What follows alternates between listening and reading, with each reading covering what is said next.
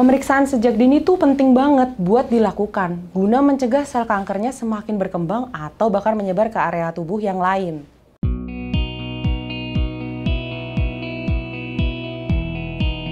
Halo, saya Dr. Sheni dari Alo Dokter.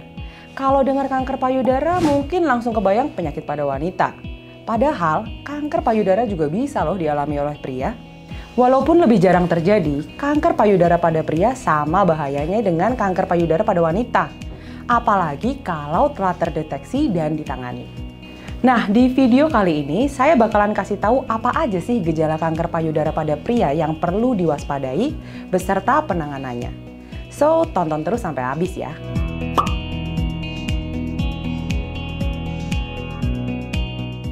Sama seperti kanker payudara pada wanita, penyebab kanker payudara pada pria juga belum diketahui pasti. Tapi ada beberapa faktor yang bisa meningkatkan resikonya, yaitu keturunan, paparan radiasi di bagian dada, obesitas, penyakit hati yang sudah parah, penggunaan hormon estrogen, dan kelainan genetik seperti sindrom Klinefelter. Nah, gejala kanker payudara pada pria umumnya sama seperti kanker payudara pada wanita, yaitu munculnya benjolan di payudara biasanya di dekat puting atau di area sekitar payudara dan ketiak. Benjolan terasa keras, sulit digerakkan, cepat membesar dan umumnya nggak sakit.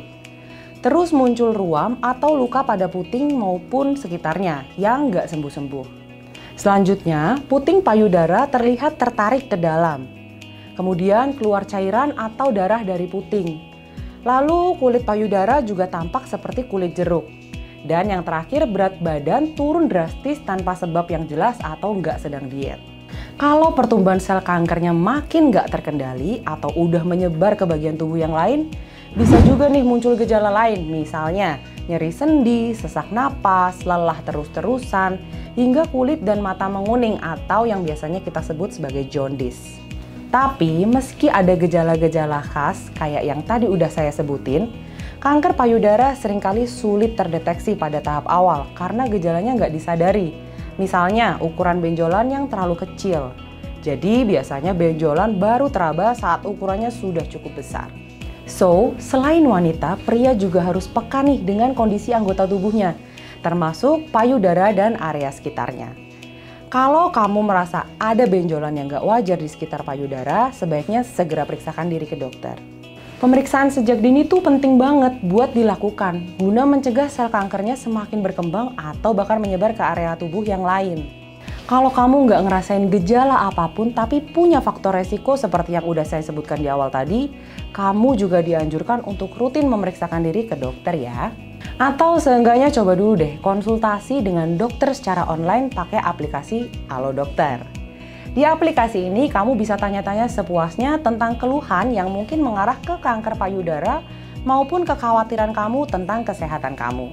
Kalau setelah konsultasi dokter merasa perlu melakukan pemeriksaan fisik secara langsung, kamu bisa lanjut buat janji konsultasi di aplikasi Alo Dokter. Jadi nggak perlu lama-lama antri di rumah sakit deh buat daftar. Kalau kamu belum punya aplikasi Alo Dokter, abis nonton video ini langsung download aplikasinya di Google Play atau di App Store ya.